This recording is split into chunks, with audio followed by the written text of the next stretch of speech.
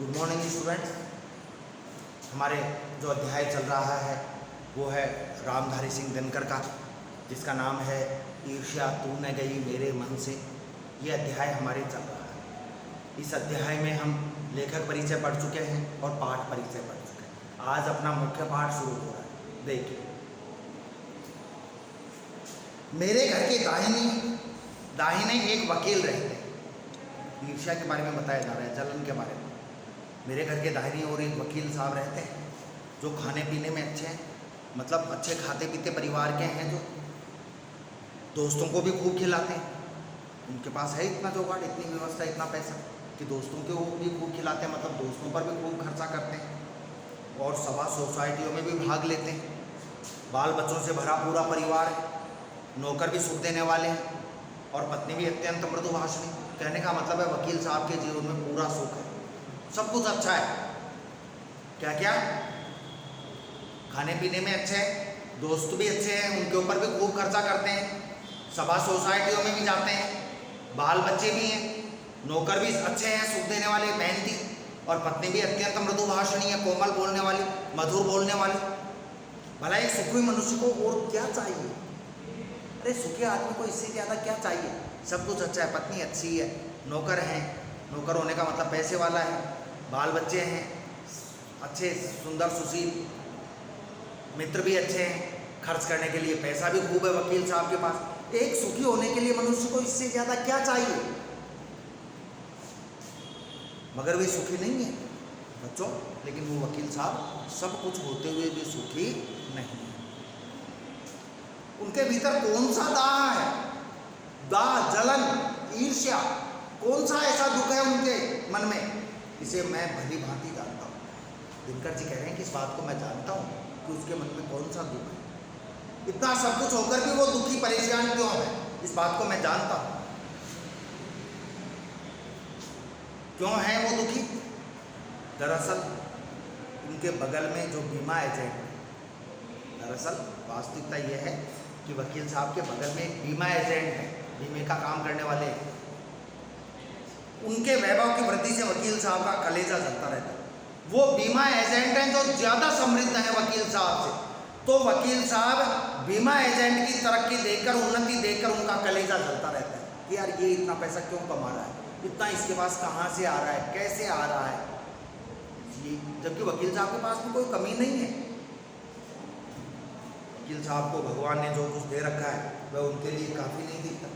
वकील साहब को भगवान ने जो भी दे रखा है वह उनको काफ़ी नहीं दिखता। किसके सामने? बीमा एजेंट के सामने। वह इस चिंता में बुने जा रहे हैं। वकील साहब किस चिंता में रहते हैं? काश एजेंट की मोटर, उसकी मासिक आय और उसकी तड़क भड़क मेरी भी हुई होती।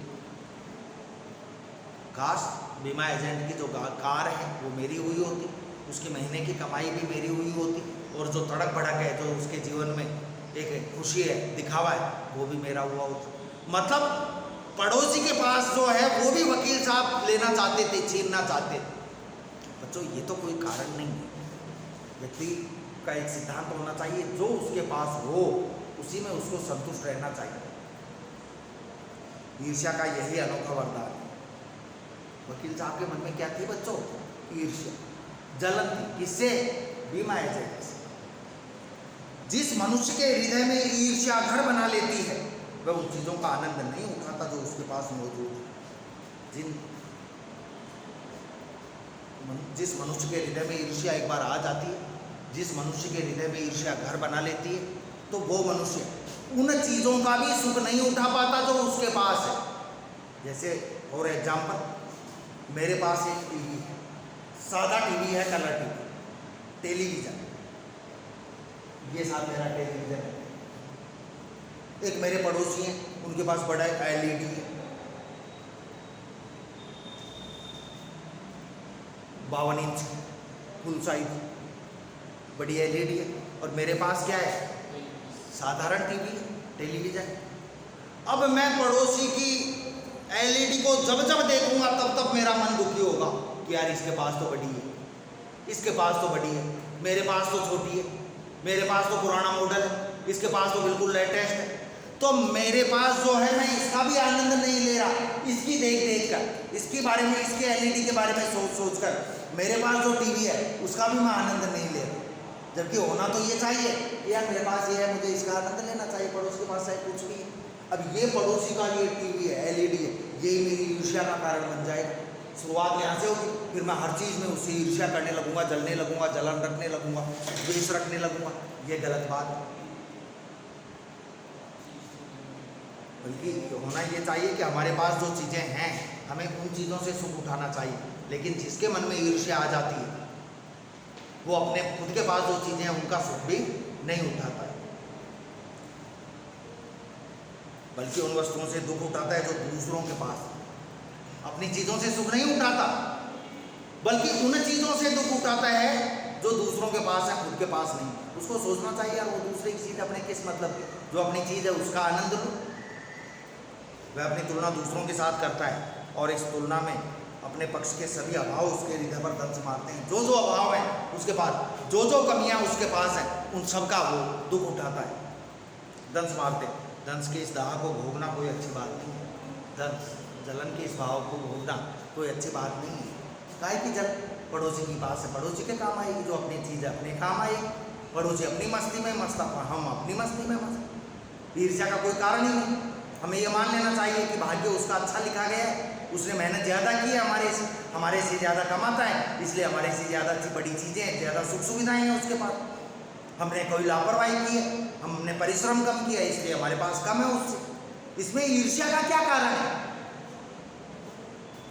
लेकिन बच्चों, ईर्ष्या की नहीं जाती, हो जाती। जानबूझकर कोई आदमी नहीं करना चाहता, मगर ईर्ष्यालु मनुष्य करे भी तो क्या, उसका तो स्वभाव है, उसकी आदत है।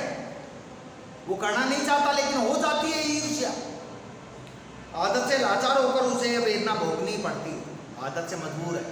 पड़ोसियों के घर में तान झान ज़्यादा करता है, इसलिए उसे पड़ोसियों का पता रहता है, वह तो अपनी आदत से मजबूर हो जाता है। जैसे ही पड़ोसी के घर कोई बड़ी चीज़ आई, कोई सुख संपत्ति हुई, तो उसके कलेजे पर सांप लौटने लगते हैं, जबकि उसको कोई नुकसान या फायदा होने वाला तो है ही। और ये बात भी पक्की है बच्चों, यदि पड़ोसी से हमारे संबंध मजबूत हैं, अच्छे हैं, और पड़ोसी के पास कोई चीज़ है, तो कल आवश्यकता पड़ने पर पड़ोसी अच्छा है, हम अच्छे हैं, उसके लिए तो हमारे काम आ सकती है वो चीज़। पड़ोसी यदि हम अच्छे हैं तो। एक उपवन को पाकर भगवान को धन्यवाद देते हुए उसका आनंद नहीं लेना। एक माली है, किसान है, भगवान ने उसको एक बगीचा दे दिया, तो उस किसान को भगवान को धन्यवाद देना चाहिए कि भगवान तेरा बहुत लाख लाख धन्यवाद, तूने एक बगीचा मेरे को दिया है, एक उपवन मेरे को दिया है, इसका माली मेरे को बनाया है। भगवान को धन्यवाद देना चाहिए हम उस माली को। और बराबर, लेकिन वह उसका आनंद नहीं लेता माली उस उपवन का, और बराबर इस चिंता में निमग्न रहता है, वो इसी चिंता में डूबा रहता है कि बड़ा उपवन क्यों नहीं मिला, क्या छोटा बगीचा क्यों दिया भगवान ने, थोड़ा बड़ा देना चाहिए। जबकि उस बेवकूफ़ को ये सोचना चाहिए, अरे निकम्मे, अरे नालायक, तेरे को छोटा तो मिला, बहुत से तो ऐसे हैं जिनके पास इतना छोटा भी नहीं है, लेकिन वो अपने से संतुष्ट नहीं होता, वो अपने से ज़्यादा वाले को देखकर दुखी होता है। यह ऐसा दोष है जिससे ईर्ष्यालु व्यक्ति का चरित्र भी भयंकर हो उठता है। व्यक्ति ईर्ष्यालु व्यक्ति तो होता ही, उसका चरित्र है जो और भी खतरनाक हो जाता है। अपने अभाव पर दिन रात सोचते हुए सृष्टि की प्रक्रिया को भूलकर विनाश में लग जाता है। सृष्टि की प्रक्रिया क्या है बच्चों? निर्माण, नए काम। लेकिन उस सृष्टि की प्रक्रिया को, निर्माण को तो भूल जाता है और विनाश पर तुल जाता है, नुकसान को। और अपनी उन्नति के लिए उद्यम करना छोड़कर दूसरों की हानि पहुंचाने को अपना श्रेष्ठ कर्तव्य समझने लगता है। भाई हमारे पड़ोसी के पास ज़्यादा पैसा है, ज़्यादा सुख सुविधाएं, तो हमें भी ज़्यादा काम करना चाहिए। 8 घंटे की जगह 10 घंटे, 10 की जगह 12 घंटे काम करना चाहिए, 12 की जगह 15 घंटे काम करना चाहिए। फिर हम देखेंगे कि पड़ोसी के बराबर हम भी कमाने लग गए, तो हमारे पास भी वो सुख सुविधाएँ हो जाएंगी। लेकिन आदमी खुद मेहनत नहीं करना चाहता। व्यक्ति खुद मेहनत न करके क्या करना चाहता है? वो चाहता है कि उसके पड़ोसी को नुकसान पहुँचा दे, वो अपने पड़ोसी को नुकसान पहुंचाना चाहता है, जबकि पड़ोसी को नुकसान पहुंचाने से उसका भला होने वाला नहीं है। ईर्ष्या की बेटी का नाम निंदा है। ईर्ष्या जिसके मन में आ जाती है, उसके बाद उसके मन में निंदा आती है। निंदा का मतलब आलोचना, बुराई। जिस व्यक्ति जिसके प्रति ईर्ष्या आती है उसी की वह निंदा करता है। जो व्यक्ति ईर्ष्यालु होता है वो बुरे कृष्ण का निंदक भी होता है। अरे जो ईर्ष्यालु होता है, जिसके मन में ईर्ष्या का भाव आ जाता है, वो बुरे कृष्ण का निंदक भी होता है। फिर वो बुराई भी करने लगता है, आलोचनाएं भी करने लगता है। दूसरों की वह निंदा क्यों करता है, दूसरों की बुराई क्यों करता है? और बच्चों ध्यान रखना, बुराई भी उसकी करेगा जो उससे ऊंचा होगा, उससे ज्यादा सक्षम होगा, उससे ज्यादा पैसे वाला होगा, उसी की निंदा करेगा। ईर्ष्या भी उसी से। आज तक तुमने नहीं देखा कि कोई गरीब आदमी से ईर्ष्या करता हो?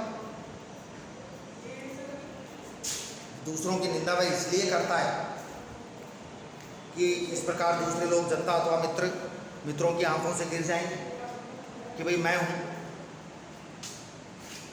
4 मित्र हैं,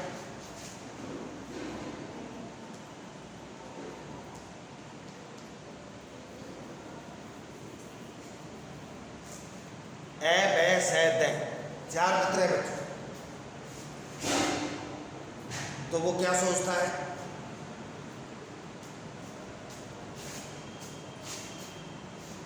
ये दोनों बराबर हैं, ये दोनों बराबर हैं, ये दोनों अमीर हैं थोड़े, ये थोड़े गरीब हैं। अब ये देखेंगे इनको तो इनके मन में क्या आएगा? स और द के मन में ए और ब के प्रति कौन सा भाव उत्पन्न होगा? ईर्ष्या का भाव उत्पन्न होगा कि यार ये अमीर क्यों है, इनके पास गाड़ी घोड़ा बंगला क्यों है, नौकर चाकर क्यों है। समझ रहे हो ना? तो ये दोनों इनसे क्या करने लगेंगे? इन दोनों से ईर्ष्या करने लगेंगे। जब ईर्ष्या थोड़ी लंबी हो जाएगी तो ईर्ष्या की बेटी का नाम क्या है? निंदा। ये पहले तो ईर्ष्या करेंगे इन दोनों से, फिर ये दोनों मिलकर इनकी निंदा करेंगे, बुराई करेंगे, आलोचना करेंगे। अब ये निंदा करने के चक्कर में अपना काम तक छोड़ देंगे दोनों, और इनका एकमात्र उद्देश्य, एकमेव उद्देश्य ही रहेगा कि इन दोनों की बुराई करना। क्यों करेंगे बुराई? ये चाहते हैं कि इनके समाज में जो और लोग हैं उनकी नजर में ये गिर जाएं, ये इनके पास जाकर बुराई करेंगे ताकि इनका सम्मान कम हो। अब इनका सम्मान कम हो या न हो उससे कोई फर्क नहीं पड़ता, लेकिन ये अपना समय खराब कर रहे हैं। ये तो और गरीब होते जाएंगे क्योंकि काम धंधा तो इन्होंने छोड़ दिया। इनके मन में पहले ईर्ष्या आई, फिर ये निंदा करने लगे। क्या सोचकर निंदा करने लगे? कि इनका अपमान होगा, ये कमजोर होंगे, जबकि ऐसा कुछ नहीं होता है। अपमान भी इनका होता है, कमजोर भी यही होंगे।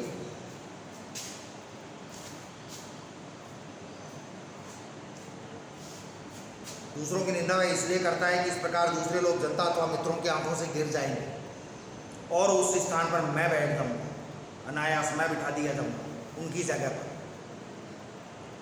मगर ऐसा न आज तक हुआ है और न होगा। जिसका जो स्थान है उस पर वही रहता है, कोई किसी का स्थान नहीं लेता।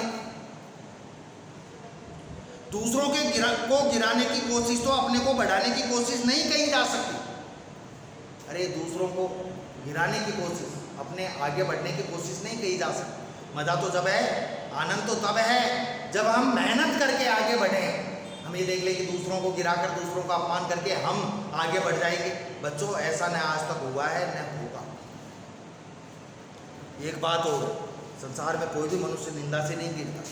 कोई किसी की बुराई कर ले उससे मनुष्य गिरता नहीं है, उसका पतन नहीं होता बुराई करने से। किसी का यदि पतन होता है तो कब होता है?